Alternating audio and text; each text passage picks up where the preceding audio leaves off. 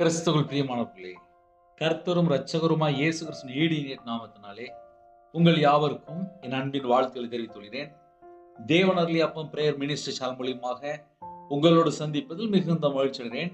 தினம்தோறும் புதிய நாளுக்காக பரிசுத்த வேதாந்தத்திலிருந்து ஒரு வாக்குத்தத்தங்களை தேவனோட நாம மகிமைக்கென்று நாம் தியானித்து புதிய நாளுக்காக நாம் ஜெபிக்கிறோம். இந்த நாளிலும் தேவன் நமக்கு தருகிற வார்த்தை 145 சங்கீதம் 14 வசனம், யோபு 4 அதிகாரம் 4 வசனம். கர்த்தர் விழுகிற யாவரையும் தாங்கி மடங்கடிக்கப்பட்ட யாவரையும் தூக்கி விடுகிறார். ஹல்லேலூயா. யோபு 4 அதிகாரம் 4 வசனத்திலே, விழுகிறவனை உம்முடைய வார்த்தைகளால் நிற்க பண்ணி தள்ளாடுகிற முழங்கால்களை பலப்படுத்தினார். ஹல்லேலூயா. கிறிஸ்துவுக்குள் பிரியமானவர்களே, கர்த்தர் விழுகிற யாவரையும் தாங்கி. எக்ஸாம்பிளுக்கு ரவிராஜ் இருக்கேன். ஏன்னா நான் வியாபாரத்துல நஷ்டப்பட்டு கடன்ல கஷ்டப்பட்ட ஒரு ஆளு. நான் சின்ன வயசுல வேலைக்கு போனதுனால ரொம்ப படிப்பு கம்மி. ஆனால் என்னைக்கு கையில பைபிள் எடுத்து வாசித்தனோ விழுந்து போன ரவிராஜ், அதாவது விக்கிரத்துக்கு பணம் கொடுத்து மனுஷனை நம்பி வாழ்ந்து உலகத்திலே பாவத்துல வாழ்ந்த ஒரு நபர். ஆனா கர்த்தர் தூக்கி எடுக்கிறார். எப்படி தூக்கி எடுத்தார்? அதுதான் முக்கியமான பாயிண்ட். அதனால சொன்னேன், விழுகிறவனை உம்முடைய வார்த்தைகளால் நிற்க பண்ணி. எனக்கு ஒரு மன அழுத்தம் மாதிரி, கடன்ல கஷ்டப்பட்ட உடனே லைஃப்ல ஃபெயிலியர் மாடல் அப்படிம்பாங்க, தோற்று போன நிலைமை, மாந்திரியத்தில் கட்டப்பட்ட நிலைமை, எல்லாராலும் கைவிடப்பட்ட நிலைமை, நிந்தைகள், அவமானங்கள், சமாதானம் இருக்காது, சாபத்துக்குள்ளே வாழ்ந்த ஒரு நபர், எல்லாராலும் புறக்கணிக்கப்பட்ட ஒரு நபர். பல சூழ்நிலையிலே கண்ணீரோடு வாழ ஆரம்பிச்சேன். ஆனா கையில பைபிள் எடுத்து வாசிக்கும் போது தெரியுது, வேத வசனங்கள் சத்தியம். அந்த வார்த்தை மாம்சமாகி கிருபையினாலும் சத்தியத்தினாலும் நிறைந்தவராய் நமக்குள்ளே வாசம் பண்ணினார் என்று எழுதப்பட்டிருக்கு. தேவன் நம்ம இருதயத்துக்குள்ள எப்படி வாராரு அப்படின்னு சொல்லி நான் கையில பைபிள் எடுத்து வாசித்தது இல்லை. அந்த வார்த்தை மாம்சமாகி கிருபையினாலும் சத்தியத்தினாலும் நிறைந்தவராய் நமக்குள்ளே வருகிறார். அப்ப இன்னைக்குள்ள வாக்குத்தத்தம் என்ன அப்படின்னா, ஒருவேளை என்னுடைய வாழ்க்கையில நான் விழுந்து போன நிலைமையில இருக்கிறேன், நான் ஃபெயிலியர் மாடலா இருக்கிறேன், நான் சாபத்துல இருக்கிறேன், நான் விக்கிரத்துல கட்டப்பட்டிருக்கேன், நான் பாவ அடிமையில இருக்கேன், என் லைஃப்ல எல்லாமே முடிஞ்சு போச்சு, சில குடும்பத்துல தற்கொலை பண்ற சூழ்நிலை, இப்படி பல சூழ்நிலை ஒரு குடும்பத்துல வாழ்ந்துட்டு இருப்பாங்க. விழுந்து போன நிலைமை அப்படின்னா அவங்களோட வாழ்க்கையில எல்லா ஸ்டேஜ் தாண்டி இருப்பாங்க. இது அவ்வளவு நான் எனக்கு என் வாழ்க்கையில நான் அனுபவிச்சிருக்கேன். அதனால நான் சொல்றேன், விழுகிறவனை உம்முடைய வார்த்தைகளால் நிற்க பண்ணி. அவருடைய வார்த்தையை யாரெல்லாம் பிடித்து கொள்கிறார்களோ அவங்களோட வாழ்க்கை ஆசீர்வாதமா இருக்கும். ரவிராஜ் இந்த நிமிஷம் வரைய உயிரோட இருக்கிறான் அப்படின்னா தேவனோட வார்த்தை மட்டுமே. தேவனோட வார்த்தையை விசுவாசிக்க ஆரம்பிச்சேன். கிருபை நிறைந்த வார்த்தைகளை என் இருதயத்தில் பத்திரமா வைக்க ஆரம்பித்தேன். சத்தியம் நிறைந்த வார்த்தையை என் இருதயத்துக்குள் வைக்க ஆரம்பித்தேன். ஆசையா வேதத்தை தியானிக்க ஆரம்பிச்சேன். அவருடைய வார்த்தையை நேசிக்க ஆரம்பித்தேன். இரவும் பகலுமா தியானிக்க ஆரம்பித்தேன். எனக்கு ஃப்ரெண்டு கிடையாது, தேவையில்லாம எங்கேயும் இருக்க மாட்டேன். பல கஷ்டங்கள் படும்போது கையில பைபிள் எடுத்து வாசிக்க ஆரம்பிச்சேன். எனக்கும் பைபிள் வாசித்தா புரியாது. நானும் ஒரு வசனத்தை 5 தடவை 10 தடவை உட்காந்து வாசிப்பேன். என்ன அர்த்தம் என்ன அர்த்தம் அப்படின்னு சொல்லி உட்காந்து வாசிப்பேன். கர்த்தர் விழுகிற யாவரையும், யாவரையும் அப்படிங்கிற ஒரு வேர்டு வருது. ஒவ்வொரு குடும்பத்திலுமே ஒவ்வொரு சூழ்நிலையை சொல்லுவாங்க. என்னை அவங்க கைவிட்டாங்க, நான் இப்ப விழுந்து போன சூழ்நிலை இருக்கிறேன், நிறைய ஸ்டெப்ல நம்ம சொல்லலாம். எப்படின்னா, வெளிநாட்டு போறதுக்காக யார்கிட்டயோ பணம் கொடுத்துருப்பாங்க. அந்த குடும்பத்திலே அவங்க யாரையோ நம்பி பணம் கொடுத்து வரல அப்படின்னோடனே ஏமாந்து போன சூழ்நிலை இருக்கும். சில குடும்பத்திலே கணவன் மனைவிக்குள்ளே ஒரு பிரச்சனை வந்துரும். பிள்ளைகளோட வாழ்க்கையில பிரச்சனை வந்துரும். வேலைக்கு போன இடத்துல பிரச்சனை வந்துரும். ஆபீஸ்ல வேலை பார்ப்பாங்க, அங்க ஒரு பிரச்சனை வந்துரும். ஏதோ ஒரு இடத்திலே விழுந்து போன நிலைமை. கர்த்தர் விழுகிற யாவரையும் தாங்கி. இன்னைக்கு செய்தி என்ன தெரியுமா? நம்ம கூட கர்த்தர் இருக்கணும். அவருடைய வார்த்தை நம்ம இருதயத்துக்குள்ள இருக்கணும்.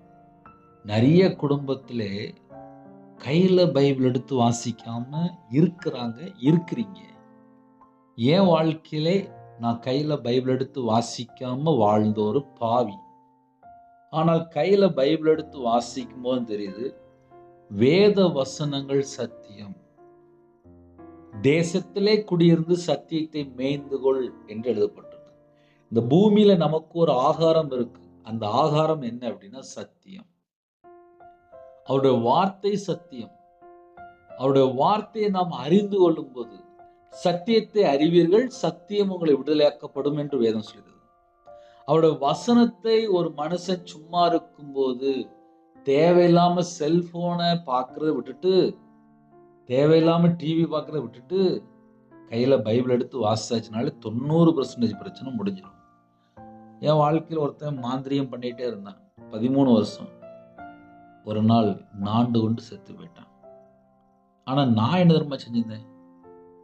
ரட்சிக்கப்பட்ட நாள்ல இருந்து, கையில பைபிள் எடுத்து வாசிக்க ஆரம்பிச்ச நாள்ல இருந்து, பாவியா என் மேல கிருபையா இருங்கப்பா, உங்களை விட்டு தள்ளி போய் விக்கிறது போய் 13 லட்சம் கொடுத்துட்டேனே மனுஷனை நம்பி, மனுஷன் கூட அவங்க சொன்னபடிலாம் வாழ்ந்துட்டேனே அப்படின்னு சொல்லி வேதனையோடு வேத வசனத்தை தியானிக்கும் போது கண்ணீரோடு ஜெபிக்க ஆரம்பிச்சேன். அப்ப செய்தி என்ன அப்படின்னா, கர்த்தர் விழுகிற யாவரையும் தாங்கி மடங்கடிக்கப்பட்ட யாவரையும் தூக்கி விடுகிறார். மடங்கடிக்கப்பட்டன்னா என்ன அர்த்தம்? விழுந்து போன நிலைமை. விழுந்து போன யாராவது ஒருவேளை இந்த செய்தி நீங்க கேட்டால், யாவரையும் தூக்கி விடுகிறார் என்று எழுதப்பட்டிருக்கு. முதல்ல எழுதப்பட்டிருக்கு கர்த்தர் விழுகிற யாவரையும் தாங்கி. அப்படி நம்முடைய தேவன் எப்படிப்பட்ட தேவன் அப்படின்னா, தாங்குகிற தேவன். ரெண்டாவது தூக்கி விடுகிற தேவன். ஒருவேளை என் வாழ்க்கை முடிஞ்சு போச்சு, என் லைஃப் அவ்வளவுதான் அப்படின்னு சொல்லி ஒருவேளை யாராவது யோசித்தால் கர்த்தர் தூக்கி எடுப்பார். அதுக்கு ரவிராஜ் உயிரோட இருக்கேன். பல சூழ்நிலை, பல ஆபத்து, நிந்தைகள், அவமானங்கள், கேவலம் எல்லாம் என் வாழ்க்கையில் உண்டு. கர்த்தரை விட்டு தள்ளி போய் பாவத்துல வாழ்ந்த ஒரு துன்மார்க்கன். ஆனா இயேசு என்னை சந்தித்தார், என் வாழ்க்கையை மாற்றினார். எத்தனையோ மிஸ்டேக். கையில பைபிள் எடுத்து வாசிக்கும் போது நானும் கீழ்ப்படியாம வாழ்ந்துட்டு இருக்கேன். நல்ல வியாபாரத்துக்கு போது நல்ல பொய் பேசி, நல்ல கடன் வாங்கி, கஷ்டப்பட்டு இஷ்டம் போல வாழ்ந்துட்டு இருக்கேன். மனம் திரும்ப ஆரம்பிச்சேன். பாவியா என் மேல கிருபையா இருங்கப்பா, பரலோகத்துக்கு வரணும்ப்பா, கிருபை தாங்கப்பா, அப்படிதான் ஜெபிக்க ஆரம்பிச்சேன். வேத வசனம் என்ன எழுதப்பட்டிருக்கு? விழுகிறவனை உம்முடைய வார்த்தைகளால் நிற்க பண்ணி. அந்த வேர்ட்ல நீங்க நிப்பாட்டி வாசித்து வார்த்தைகளால் நிற்க பண்ணி. அப்ப நம்முடைய தேவன் ஒரு மனுஷனை எப்படி தூக்கி எடுக்கிறாரு? விழுகிறவனை உம்முடைய வார்த்தைகளால் நிற்க பண்ணுகிற தேவன். முதல்ல தாங்குகிற தேவன், இரண்டாவது தூக்கி விடுகிற தேவன், மூணாவது நிற்க பண்ணுகிற தேவன். அவருடைய கரத்திலே அர்ப்பணித்து புதிய நாளுக்காக நம்ம ஜெபிப்போம். நம்ம குடும்பத்தை தேவன் ஆசீர்வதிப்பார். ஹல்லேலூயா. கண்களை மூடி புதிய நாளுக்காக நாம் ஜெபம் செய்வோம். அன்பின் கர்த்தாவே, உம்மை நன்றியோடு துதிக்கிறோம்ப்பா. ஒவ்வொரு நாளும் வாக்குத்தத்தம் மூலியமாக உங்க பிள்ளையோட பேசுற கிருபைக்காக நன்றி. விழுகிற யாவரையும் தாங்குகிற தேவன் அப்பா, எங்க கூட நீங்க பேசுனீங்க. மடங்கடிக்கப்பட்ட யாவரையும் தூக்கி விடுகிற தேவன் எங்களோட பேசுனீங்க. உம்முடைய வார்த்தைகளாலே நிற்க பண்ணுகிற தேவன், விழுகிற யாவரையும் என்று எழுதப்பட்டிருப்பா. எந்த சூழ்நிலையிலே இந்த நாளிலும் வாக்குத்தத்தம் கேட்டாங்களோ அந்த குடும்பத்தை தாங்க போற கிருபைக்காக நன்றி. தூக்கி விடுகிற போற கிருபைக்கா நன்றி, நிலைநிறுத்த போற கிருபைக்கா நன்றி.